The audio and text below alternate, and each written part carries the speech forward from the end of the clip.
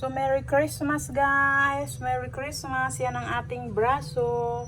So, yan ang ating braso. Braso in square. So, yan. So, hi guys! Maggagawa tayo ng braso ni Mercedes. So, parang nilalambingan lang ako ni Roslyn na kung pwede ako gumawa. So, ngayon gagawin natin. So, nag-ready na ako. Nag-preheat na ako ng ininit ko ng aking oven doon sa labas. Di ko kayo maipakita kasi malaki kasi yung oven ko doon sa labas. Tapos, kaya hindi ko mapakita kasi nga wala akong patungan doon. Wala akong patungan ng camera. Tapos, may dala-dala ako. Saan ko ilalagay? So, yun. Tapos, meron ako ditong itlog. 8 itlog ako dito. So, ipapakita ko sa inyo. I-separate ko na itong itlog. Magsi-separate na ako ng puti at ng dilaw. So, ayan. So, panoorin nyo. Hihiwalay natin yan.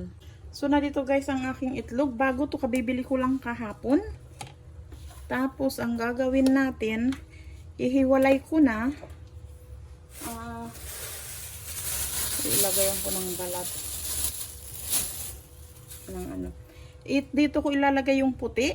Yung egg white. Dito yung egg yolk. So, hindi na dahil sigurado naman ako dito ang egg. Oh, muntik na baliktad. Ganito lang ako mag-separate ng itlog. Pero kung kayo ay baguhan sa paghihiwalay ng itlog, huwag ganito. O kaya yung itlog na hindi kayo sigurado kung bago or luma.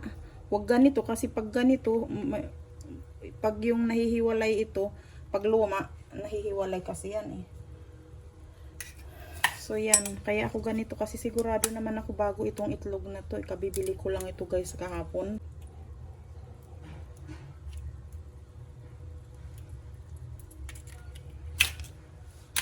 Tapos ito, yan. Ito kasi para mamaya.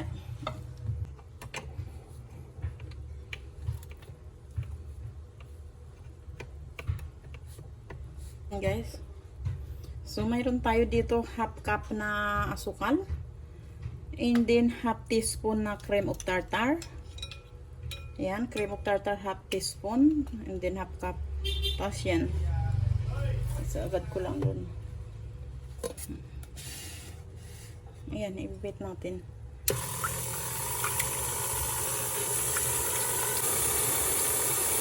Lagay ko na to.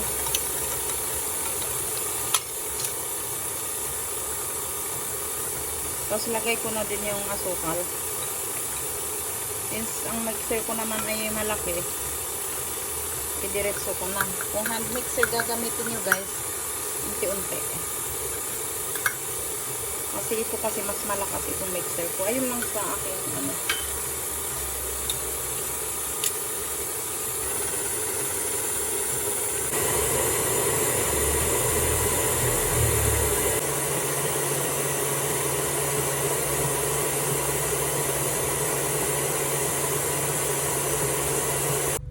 tingnan nyo guys, napuno siya na.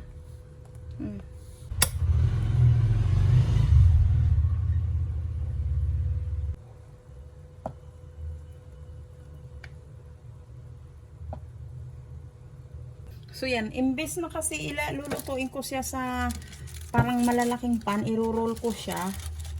Hindi, dito na lang ako sa anong size nito. 12 ata ito by 8 or by 9. Basta, tas dito na lang. Lalagay lang natin siya guys, ganun na. Natin na ayusin, ubusin na natin.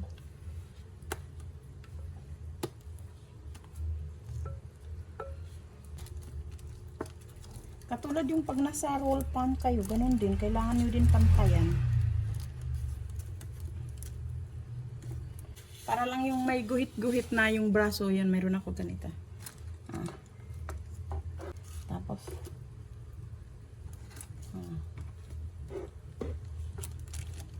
Yan. Hanapin siya. Ganito lang guys. Wala kayong tapos dalhin nyo na dun sa oven. Yan. So yun guys, gagawa tayo ng palaman ng braso. Ito yung itlog. Yung galing doon sa Inubos ko na. Pero alam mo, pwede 5 itlog lang yan. Pwede na.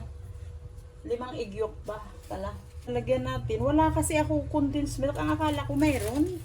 Mayroon akong condensed milk. Pero yung ano, condensed, yung may flavor ng ube. Yung ganon. So, no choice na tayo. Yun na lang ang gagawin ko. So, ang gagamitin natin ng 1 cup na condensed. And then, half cup ng ibap. Ayan. Sukat tayo. Ito, half cup ito guys.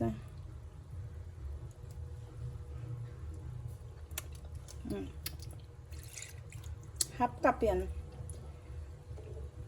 5 egg yolk. Half cup half cup ibap. 1 cup na condense.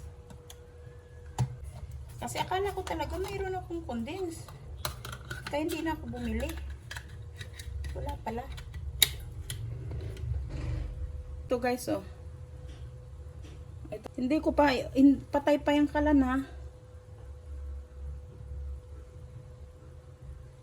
Sino ng ubi flavor ito, suggest ko, lagyan nyo ng counting ubi powder. Wala kasi ako noon kaya hindi ko malagyan.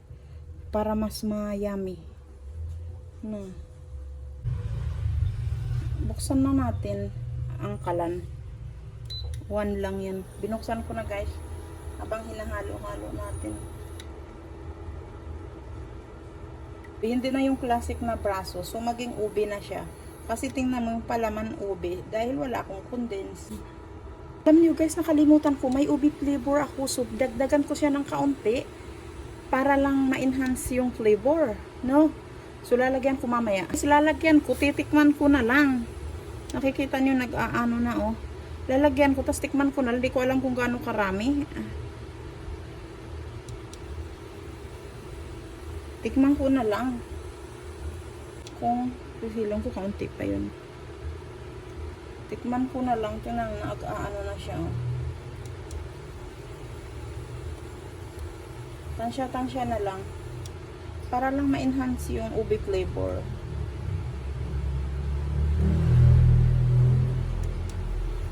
Tandaan nyo, hindi ko tinigilan. Para akong naggagawa ng ube halaya. Di ba yung ube halaya, ganun din. Naaamoy ko na yung niluluto kung ano. Bango ng brownies. Ay, ng brownies ng braso. Yung sa labas. Tapos ito, ang bango din. Naaamoy ko. Tamis. Yum. Pwede mo lagyan ng butter. Pero siguro ako, hindi ko nalagyan ng butter. Kasi ayaw ko bawasan ng butter ko eh. May butter ako dun kasi may paggagamitan ako. Mababawasan naman pag okay na ito. Patayin ko na.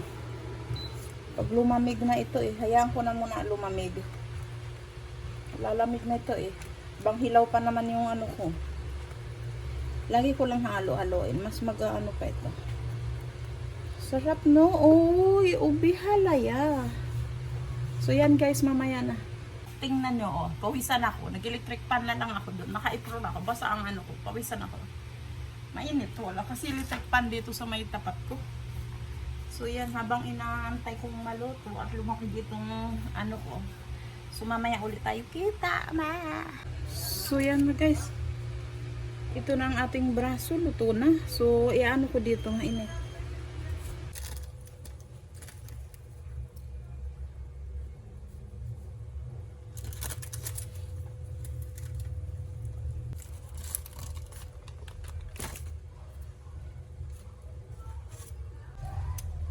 Cut natin ng half.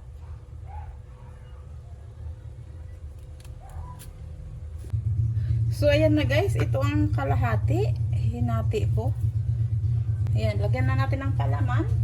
So, ito ang ating palaman. O, ayan. Pinutol ko lang. Hinati ko lang.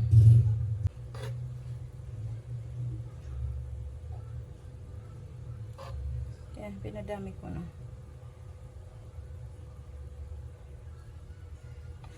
Ayan. Tapos, i-assemble na natin siya.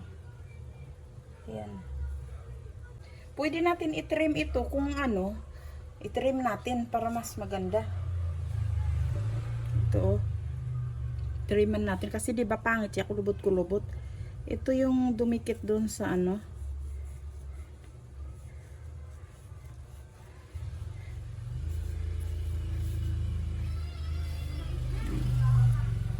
Hoy. Kaya minita. Kung nakita niyo guys, mayroon ano ito.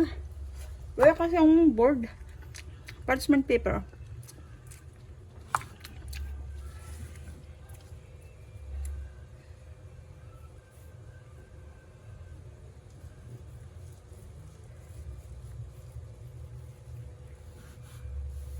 Ayan, titriman natin.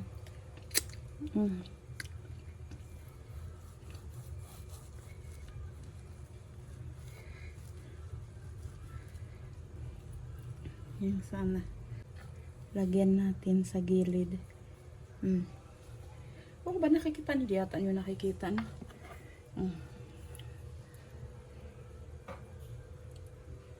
Ayusin natin.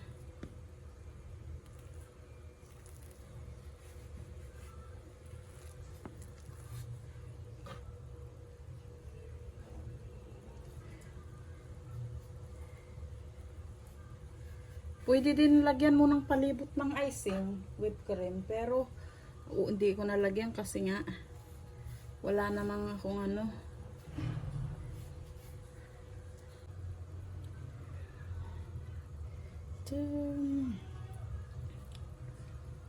Yan siya. Hindi ko na inano.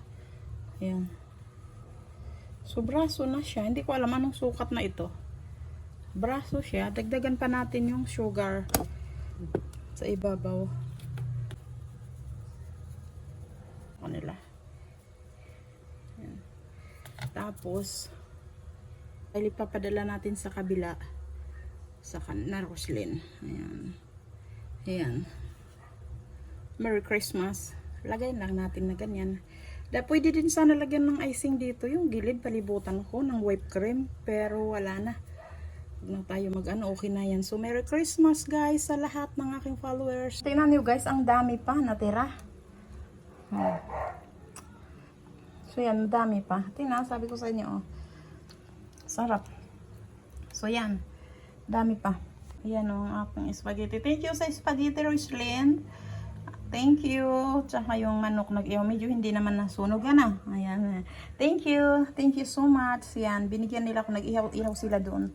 Doon sila nagluto ng spaghetti. Natutuwa naman ako kay Roslyn dahil natuto na siya. Aki, maganda din ang natuto na si Roslyn Aki nagluto ng spaghetti. So, Merry Christmas guys. So, ayan na guys. Oh, ito na ang ating di ba? Ang bonggang ganda nung lagayan, oh. Yung may naka-box, nilagay ko na siya sa box na to. So, yan guys, ganito. Na guys, naka-box na, di ba? Oh. Ang cute, ang cute. Kahit pangit yung gilid, hindi ko na-trinim kasi hindi din sayang. Hindi naman pang binta o hindi naman pang kainin naman nila. So, hindi ko na-trinim. Pero ang cute, naging ang cute. Uy. Oh, so, ayan na guys, paling ata kaya. Yan. So, ayan na guys, ito na ang ating braso na. Kita nyo ba? O, nilagyan natin siya ng Merry Christmas. So, yan guys. So, ito ipapadala natin sa kabila sa kanila. Yan. So yan, Merry Christmas guys sa lahat ng aking mga subscriber at sa akin na followers, sa lahat ng tao na nagsiselebrate ng Christmas. Merry Christmas sa inyong lahat. Kita-kita ulit tayo bukas. So ngayon ay we wish you a Merry Christmas. We wish you a Merry Christmas and a Happy New Year. Merry Christmas guys. Thank you guys for watching. And don't forget to like, share, and subscribe. Yeah. Friendship.